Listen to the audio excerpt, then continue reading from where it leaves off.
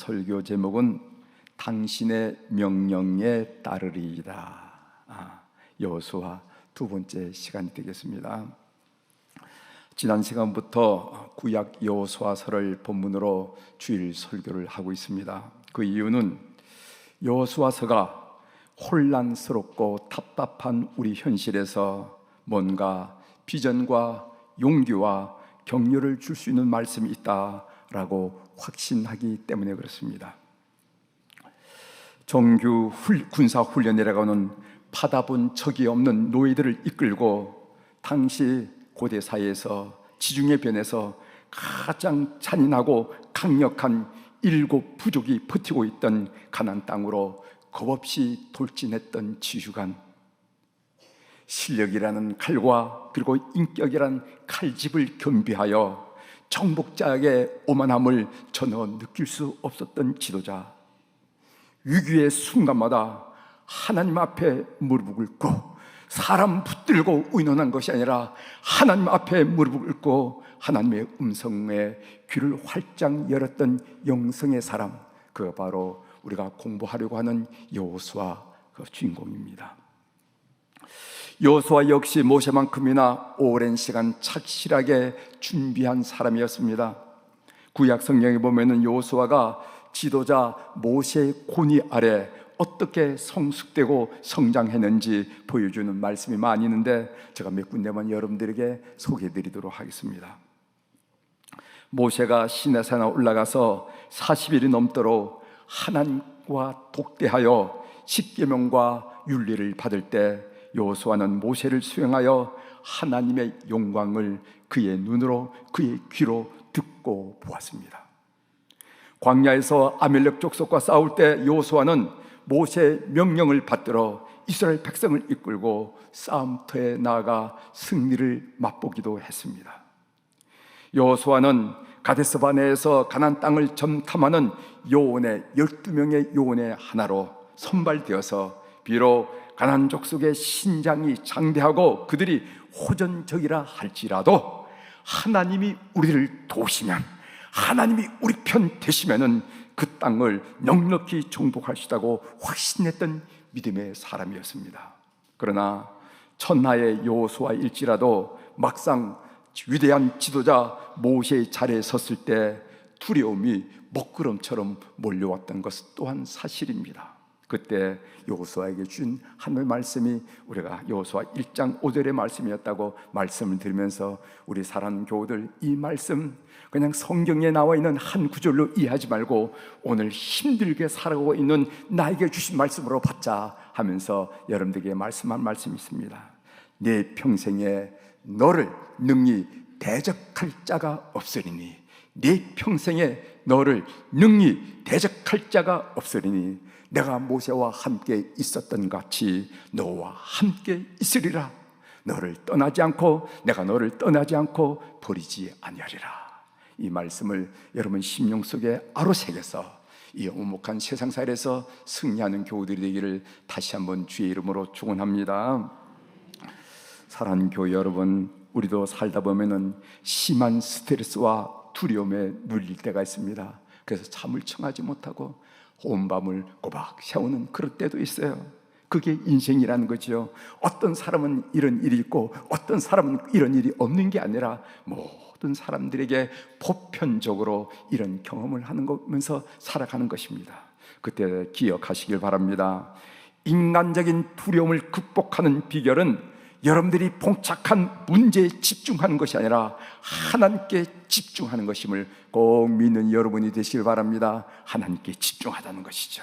여러분 어려운 문제에 봉착했을 때 하나님께 기도드리는 교우들이 되길 바랍니다. 하나님을 진심으로 마음을 담아서 찬양하는 여러분이 되시길 바랍니다. 하나님 말씀에 집중하는 여러분이 되시길 바랍니다. 그때 문제는 작아 보이고 하나님은 커 보이면서 문제를 접력하는 그런 탐대함이, 넉넉함이 여러분들에게 솟구치는 것을 경험하게 될 것입니다. 이사야 41장 10절 두려워하지 말라 내가 너와 함께함이라 놀라지 마라 나는 네 하나님이 됨이라 내가 너를 굳세게 하리라 참으로 너를 도와주리라 참으로 나의 의로운 오른손으로 강력하게 너를 붙들리라. 이런 말씀이 여러분들에게 주신 말씀으로 새롭게 강력하게 다가오는 것을 하나님을 집중하면 여러분들이 반드시 느끼시리라 이렇게 믿습니다. 오늘 우리가 본문 말씀을 권사님이 잘 읽어주셨는데, 본문은 가나안 점령 전쟁을 앞두고 여호수아가 이스라엘 백성들에게 명령한 내용입니다. 그 명령한 내용이 두 가지인데, 하나는 백성의 관리들에게 한 명령이 있고, 그리고 특별히 세지파, 루벤 지파, 갓 지파, 므낫세 반 지파에게 한 명령이 있는데, 그 명령을 중심으로 함께 은혜를 나누고자 합니다. 우선 백성의 관리들에게 양식을 준비하라 라고 명령하죠. 11절에 있는 말씀입니다. 제가 천천히 읽어드리겠어요. 진중에 두루 다니며 그 백성에게 명령하여 이르기를 양식을 준비하라. 사흘 안에 너희가 이 요단을 건너 너희의 하나님 여호와께서 너희에게 주사 차지하게 하시는 땅을 차지하기 위하여 들어갈 것임이니라 하라. 여기 양식을 준비하라. 사흘 안에 너희가 이 요단을 건너서 너희의 하나님 여호와께서 너희에게 주사 차지하게 하신 땅을 차지하기 위하여 들어갈 것임이라 하는 말씀이 있습니다. 백성이 양식을 준비하고 요단을 건넌다라는 말은 6월절 어린 양을 준비하고 3일 안에 애굽을 떠난다는 출애굽 사건을 연상시킵니다. 오늘 백성의 관리들이 백성들에게 나아가서 준비하라 3일 안에 우리가 요단강을 건넌다 이런 말을 선포할 때 백성들 마음속에 어떤 생각이 드러나면, 우리의 손주들이 출애굽할 때도 그런 일이 일어났는데 우리도 지금 출애굽하는 건가? 라는 생각을 하게 되었다는 것이죠. 이런 출애굽 모티브가 여호수아서를 보면 자주 나타나요. 출애굽 모티브가 이스라엘 백성이 요단강을 건너는 것은 그들의 손조들이 홍해를 건넜던 것과 같은 또 한 번의 출애굽 사건이라는 것입니다. 출애굽 사건은 이스라엘 백성이 하나님을 경험했던 역사적인 사건이었어요. 출애굽 세대가 홍해를 건너면서 하나님을 경험했던 것처럼 새로운 세대가 요단강을 건너면서 하나님을 경험하게 될 것입니다. 새로운 세대는 오래전에 선조들이 경험했던 하나님, 그의 아버지, 할아버지를 통해서 만났던 그 하나님, 들었던 하나님이 아니라 지금 자신들이 직접 하나님을 경험하게 될 것입니다. 이 하나님 만난 체험이 가나안 점령 전쟁에서 너무도 중요한 체험이 된다는 것입니다. 우리 감리교회 창시자인 존 웨슬리는 감리교회 신앙 체계를 형성하는 데에 첫 번째로는 성경, 두 번째로는 전통, 세 번째로는 이성, 합리성, 이성, 그 다음 네 번째로 체험이라 하는 요소를 중요하게 생각하고 가르쳤습니다. 여러분, 성경을 모르면은 믿는 것 같았는데, 잘 믿는 것 같은데 미신에 빠지기 쉽습니다. 미신에 빠지기 쉬워요. 그래서 우리 교우들은요, 성경 공부에 적극적으로 참여해야 됩니다. 또 기독교 전통을 모르면은 이단에 빠지기 쉬워요. 여러분, 이단들이 다 들고 나온 게 뭡니까? 성경을 얘기하죠. 성경이 이렇게 말씀하셨다 이렇게 이야기합니다. 그런데 기독교 역사를 보면은요, 성경은 코에 붙으면 코걸이가 되고, 귀에 붙으면 귀걸이 되고, 팔찌에 붙으면 팔찌가 되고, 이런 게 아니에요. 기독교 전통으로 성경을 어떻게 해석해야 된다 하는 카테고리, 범주를 주었습니다. 그래서 이런 공부를 잘 하지 않으면은요, 이단에 빠지기 쉽다는 것입니다. 또 이성을 무시하면은 맹신에 빠지기 쉽습니다. 생각하는 것을 포기하게 되면 맹신에 빠지기 쉬워요. 그리고 체험이 없으면은 무기력한 신앙생활을 하게 됩니다. 말은 많이 하는데 삶의 변화가 없어요. 예수를 믿었다는데 삶의 변화가 없습니다. 가정의 변화가 없습니다. 그리고 평상시에는 모르겠는데, 안전하고 평안할 때는 모르겠는데 삶의 위기가 닥쳐오면 그저 주저앉고 말더라는 겁니다. 질병이 닥쳐오거나 무슨 사업에 어려움이 오거나 이러면 주저앉더라는 거예요. 장애물이 나타나면 돌파하지 못해요. 이런 현상이 우리가 신앙생활을 함에도 불구하고 우리가 경험하는 이유가 뭐냐? 그것은 우리에게 체험이 없기 때문이라는 것입니다. 그래서 존 웨슬리는 체험을 강조했었죠. 사랑하는 성도 여러분, 하나님이 살아 역사하는 체험, 여러분들이 고백하는 하나님이 조금 멀리 상천에 있어서 여러분들의 눈물도 여러분들의 한숨도 보지도 못하고 듣지 못한 분이 아니라 여러분 삶 속에 역사하신 그 하나님, 또 예수 그리스도를 인격적으로 만난 체험, 성령 충만한 체험이 여러분 삶에 늘 충만한 신앙생활이 되기를 주의 이름으로 축원합니다. 이럴 때 달라지더라는 거예요. 똑같은 상황이지만 돌파하고 협하는 능력이 있다는 것입니다. 두 번째로 또한 루벤, 므낫세, 갓, 므낫세 반지파에게 선봉에 서라 하는 명령이 있어요. 14절을 제가 읽어드리겠습니다. 이것이 여호수아의 두 번째 명령이죠. 너희의 처자와 가축은 모세가 너희에게 준 요단 이쪽 땅에 머무르니와 너희 모든 용사들은 무장하고 너희의 형제보다 앞서 건너가서 그들을 돕되. 여호수아는요 가나안 점령 전쟁의 선봉에 설 세 지파를 지명하는데 그 세 지파가 누구냐면은 루벤 지파, 갓 지파, 므낫세 반지파. 여러분 혹시 므낫세 지파가 있고 므낫세 반이란 지파가 있는가? 아니에요. 이 므낫세 지파라는요 요단강 동편에서도 땅을 차지하고 요단강 서편에서 땅을 차지했는데 요단강 동편에 차지한 그 므낫세가 뭐냐면 므낫세 지파 중에 반이라는 의미예요. 그래서 므낫세 반지파라는 것은 이름이 아니라 므낫세 지파 중에 반이라 하는 것을 여러분이 이해하실 필요가 있습니다. 그렇다면 왜 여호수아는 이들 세 지파를 지명했을까요? 세 지파들에게 선봉에 서라고 명령한 이유가 있습니다. 여러분, 선봉에 선다는 말이 무슨 말입니까? 우리가 무슨 작전을 할 때 교도부를 구축하려면 그게 많은 희생이 따르잖아요. 그래서 선봉에는 용맹하고 전쟁 경험이 많은 사람을 앞세우는 거 아니겠습니까? 그런 것처럼 이 선봉에 서라는 것은 너희들이 마땅히 희생을 해야 된다 하는 말이나 마찬가지라는 거죠. 그럼 왜 이 세 지파들에게 선봉에 서라, 희생을 하라 하는 이 명령을 했습니까? 첫 번째로는요, 지도자 모세하고 했던 약속을 지키라는 것입니다. 13절입니다. 여호와의 종 모세가 너희에게 명령하여 이르기를 너희의 하나님 여호와께서 너희에게 안식을 주시며 이 땅을 너희에게 주시리라 하였나니 너희는 그 말을 기억하라. 세 지파들에게는요 지켜야 할 오래전에 약속이 있었다는 것입니다. 시간을 거슬러 이스라엘 백성들이 미디안 부족들과 전쟁을 치러했던 적이 있었습니다. 민수기 31장에 나오는 이야기입니다. 그때 루벤 지파와 갓 지파가 혁혁한 공을 세웠습니다.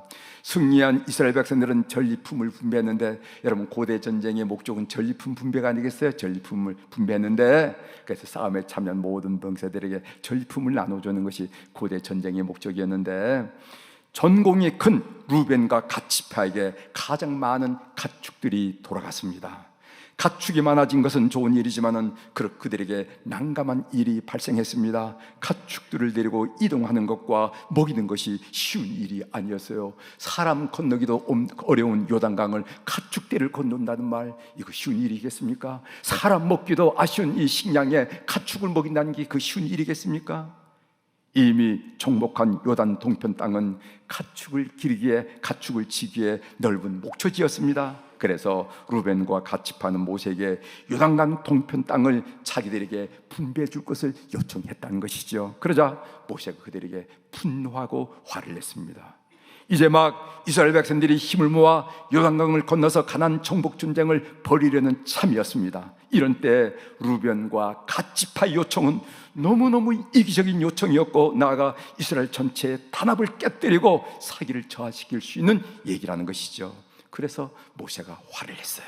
그러자 세 지파 리더들이 절충안을 내놓았습니다. 자기 지파들의 여자와 아이들을 이 땅에 정착하게 허락해 주면은 남자 전사들은 요단강을 건너서 정복 전쟁에 어떤 희생을 무릅쓰더라도 선봉에 서겠습니다 라고 제안을 했던 것이죠. 그리고 남자들은 전쟁이 다 끝난 다음에 이 땅으로 돌아오겠다는 것이었습니다. 결국 모세는 이 약속을 받아들였어요. 이제 여호수아가 그때 모세와의 한 약속을 기억하라 하고 상기시키는 것을 우리들이 보게 됩니다. 또 루벤과 그리고 갓 지파, 므낫세 지파들에게 한 말이 또 무슨 말이냐면 공동체를 생각하라는 겁니다. 공동체 의식, 공동체 성, 이렇게 얘기하시죠. 15절에 나옵니다. 여호와께서 너희를 안식하게 하신 것 같이 너의 형제도 안식하며 그들도 너희의 하나님 여호와께서 주시는 그 땅을 차지하기까지 하라. 그리고 너희는 너희 소유지 여호와의 종 모세가 너희에게 준 요단 이쪽 해돋는 곳으로 돌아와서 그것을 차지할지니라. 여호수아가 이들 세 지파들에게 강력히 권고한 또 다른 메시지는 뭐냐 하면은 공동체 의식을 생각하라는 것입니다. 여호와께서 너희를 안식한 것처럼 다른 지파들에게도 안식을 주도록 해라, 이 요구였습니다. 이스라엘 다른 지파들도 이미 땅을 얻어서 안식을 취하는 너희들처럼 안식할 수 있도록 너희들이 선봉에 서라 라고 요구한 것입니다. 다시 말하면 너희만 잘 먹고 잘 살려고 하지 말고 다른 형제들도 다 같이 잘 살 수 있도록 도우라. 우리는 다 같은 한 형제 자매들이 아니냐 한 얘기를 오늘 세 지파들에게 주지시키고 있는 것을 보게 됩니다. 오늘 한국교회의 문제 중 하나는 공동체 의식이 없다는 것입니다. 우리 장로님이 오늘 또 기도를 했습니다마는 한국교회 목회적인 지향점이 일반 사회와 점점 더 멀어지고 있다는 것입니다. 그렇게 된 이유가 있다는 것이죠. 한국교회가 공동체 의식을 결여하게 된 원인을 설명한 글이 있는데 한번 제가 읽어드릴 테니까 한번 들어보십시오. 근대화 과정에서 한국교회의 긍정적인 역할은 많은 사람들에게 교회에 대한 관심을 불러일으켰고 이것은 자연적으로 교회의 양적인 성장으로 이어졌습니다. 여러분 70년대, 80년대, 90년대까지 그 교회가 그냥 게 웅적웅적하던 그런 때 여러분 기억하시죠? 따라서 한국교회는 인적으로나 경제적으로 아쉬울 것이 없는 공동체가 되었습니다. 스스로 아실 것이 없는 한국교회는 사회에 대하여 무관심할 수밖에 없었습니다. 뿐만 아니라 성장하는 교회를 목회하다 보니 교인들을 모으고 교인들을 관리하는데 목회적인 에너지를 다 쏟아부을 수밖에 없었습니다. 결과적으로 한국교회의 목회적인 지향점이나 언어나 문화는 일반 사회와 점점 더 멀어지게 되었습니다. 그래서 요즘에 나온 얘기가 공공신학이라 한 얘기예요. 그래서 이 목회자의 한국 교회가 가지고 있는 목회적인 지향점이라든가 언어, 교회 안에서 사용하는 언어와 교회 바깥에 사용하는 언어가 서로 소통이 안 된다는 말이죠. 언어, 문화, 교회 안의 문화와 교회 바깥의 문화가 다르다는 거예요. 이런 점으로 인해서 점점 교회와 사회가 멀어지게 되었다. 요약하면은 한국 교회가 공동체 문제에 무관심한 된 이유는 첫째, 한국 교회는 양적인 성장으로 인적으로나 경제적으로 아쉬울 것이 없었기에 사회에 대해서 무관심 박을 수밖에 없었다 하는 분석이고, 두 번째로는 또 한국 교회는 교인들을 모으고 교인들을 관리하는데 목회적인 에너지를 다 쏟아붓다 보니까 공동체 문제에 관심을 가질 여유가 없었다 하는 그런 분석입니다. 한국 교회는 민족 공동체 문제에 관심을 가지고 책임을 다해야 됩니다. 우리 민족 공동체가 봉착하고 온 문제가 쉽지 않은 문제가 있죠. 남북 관계 이념의 문제, 그다음에 동서 얘기하는 그다음에 그 진영의 문제, 지역의 갈등 문제, 세대 간의 갈등 문제, 뭐 여러 가지 문제들이, 자연 상태, 환경 문제, 오늘 우리들의 발등에 떨어진 이 문제에 대해서 우리가 한국 교회가 관심을 가지고 책임을 다해야 된다는 것입니다. 부족하지만 우리 수표교회는 우리가 수표교 포럼 위원회를 중심으로 끊임없이 우리 사회가 봉착하고 있는 문제가 무엇인지를 지적하고 그리고 한국 교회를 일깨우는데 노력을 해왔습니다. 올해가 제 17차 수표교 포럼인데 준비를 지금 하고 있습니다.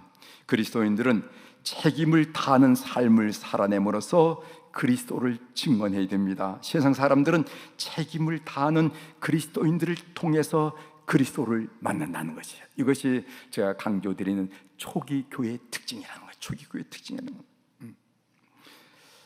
그리고 하나님은 그런 방법으로 세상을 다스리는데, 이 말을 신학적으로 조금 어려운 말을 말하면 하나님의 선교 미시오 데이라 이렇게 말한다는 것입니다.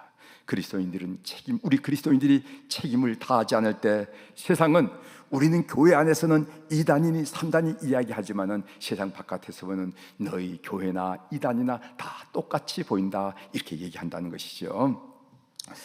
여호수아의 명령에 세 지파를 비롯해서 이스라엘 백성들이 따르게 됩니다. 그 말씀이 오늘 마지막 말씀 18절입니다. 누구든지 당신의 명령을 거역하며 당신의 말씀을 순종하지 아니하는 자는 죽임을 당하리니 오직 강하고 담대하소서. 경험이 부족한 신출내기 여호수아일지라도 백성들이 그의 명령을 따르는 이유는 그에게 하나님의 기름 부으심이 있다는 사실 때문이었습니다. 그들은 여호수아를 리더로 세운 하나님의 경륜과 섭리를 확신했던 것입니다. 역사라는 드라마를 연출하시는 최고의 감독자는 하나님이세요. 하나님은 어떤 출연자를 세우든지 주연을 세우든지 조연을 세우든지 반드시 그를 통하여 의미 있는 결과를 도출해낸다는 사실을 이스라엘 백성들은 확실히 믿었던 것입니다. 우리가 여호수아서를 공부할 때 꼭 알아야 할 신학 사상 중에 하나가 있는데, 그것은 여호수아서에 보면은 중요한 부분마다의 요단강 동편의 지파들을 의도적으로 소개하고 있다는 것입니다. 즉 요단강 동편 지파들의 이야기가 책의 앞부분 1장에도 나오죠. 그리고 중간 부분 12장 13장에 나옵니다. 그리고 마지막 부분 22장에도 소개되면서 여호수아서의 뼈대를 이루고 있어요. 이 이유가 뭘까? 왜 여호수아서는 처음 부분, 중간 부분, 마지막 부분에 젖과 꿀이 흐르는 가나안 땅이 아닌 요단강 동편에 있는 이 세 지파를 꼭 거론하고 내세우고 있는 걸까? 그 이유가 뭘까? 그 이유가 있습니다. 비록 요단강 동편의 지파들이 약속의 땅인 가나안 땅 바깥에서 살고 있지만은, 밖에서 살고 있지만은 그들도 동일하게 하나님의 언약 백성이라는 것을 강조하고 있어요. 젖과 꿀이 흐르는 가나안 땅에 대한 정체성이 그들에게는 약화되고 때로는 그들에게 허물어졌지만은 통합하려는 신학적인 의도를 우린 여호수아서를 통해서 볼 수가 있습니다. 다시 말한다면 통합해야 살아간다 한 이야기죠. 지금 우리나라는 외교적으로 국내적으로 참으로 암담하고 혼란스럽고 답답한 상황에 처해 있습니다. 여러분 신문과 방송을 보면서 316명이라는 한국인이 쇠고랑이를 차고 수갑을 차고 철철철철 하고 가는 모습을 보고 여러분 마음속에 이게 어떻게 되는 건가 답답할 거예요. 상황이 이렇게 어려움에도 불구하고 파당 정치에 함몰되어가는 정치인들이 국민의 마음을 더더욱 무겁게 하고 아리게 한다는 것을 우리가 함께 경험합니다. 이상과 같이 본문을 좀 정리하고요, 제가 이 본문을 통해서 묵상 가운데 특별히 느낀 점을 여러분들이 나누면서 오늘 말씀을 마칠까 합니다. 저는 이 본문에 나오는 여호수아와 이스라엘 백성들을 묵상하면서 그들의 관계를 묵상하면서 리더와 팔로워의 관계를 좀 생각해 왔어요.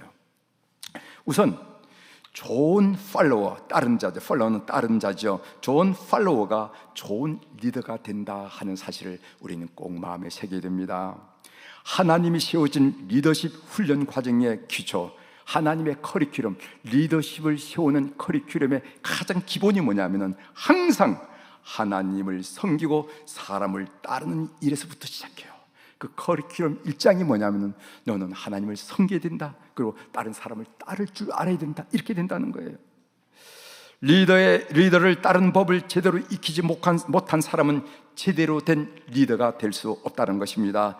따른 법을 모른 채 리더의 자리에 오르게 되면 그는 자기 자신과 공동체에 엄청난 해악을 끼친다는 것입니다. 다른 사람의 권위에 굴복하지 않고 반기를 드는 반골 기질이 강한 사람은 리더가 되면 독재자가 되기 쉽다는 것입니다.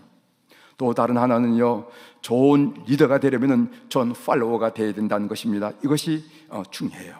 여러분 처칠이 그래서 얘기했죠. 지도자의 수준은 그 나라의 국민의 수준이다. 이 이야기를 처칠이 했던 얘기예요. 그 나라의 지도자들은 그 국민이 어느 수준에 있는지 따른다는 거예요. 국민의 수준은 엄청나게 높은데 지도자는 참 답답하다, 이런 건 없다는 거예요. 그래서 지도자의 수준은 그 나라의 국민 수준이에요. 국민 수준. 이런 글을 봤습니다. 20세기 후반 미국 교회 최고의 설교자 가운데 한 분이신 전 달라스 신학교 총당이었던 척 스윈들 목사님, 여러분 들어본 분들이 많이 있을 거예요. 이 위대한 목사도요, 젊은 시절 두 교회부로부터, 교회 두 곳으로부터 인정을 받지 못하고 쫓겨나는 가슴 아픈 일이 있었다고 합니다. 그러다가 마침내 그는 남캘리포니아 플러턴의 에벤제리칼 프리 처치라는 곳에서 20년 넘게 목회를 하면서 미국 최고의 설교가로 성장할 수 있었습니다. 교회를 은퇴할 때 첫 수인들은요, 눈물을 흘리면서 이런 감사의 고백을 했다는 것이 아닙니까? 무슨 얘기를 했냐면은, 내 평생의 가장 큰 축복은 우리 교인들과 같은 좋은 팔로워들을 만난 것입니다. 이것이 그가 은퇴 때 고백한 내용이라는 것입니다.